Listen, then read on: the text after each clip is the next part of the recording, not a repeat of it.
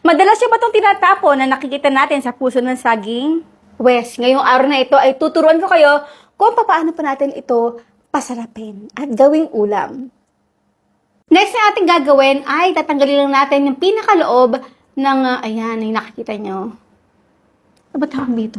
Ito yung ating pinaka-banana blossom o yung floret natin. Ay, tatanggalin natin yung pinakaloob nito. Ang tawag ay pistil. Ayan, makikita nyo. Ito. At yung pinaka-cover nito. Ayan. Ito yung tatanggalin natin. At ito lang yung ating kakailanganin. Ito siya.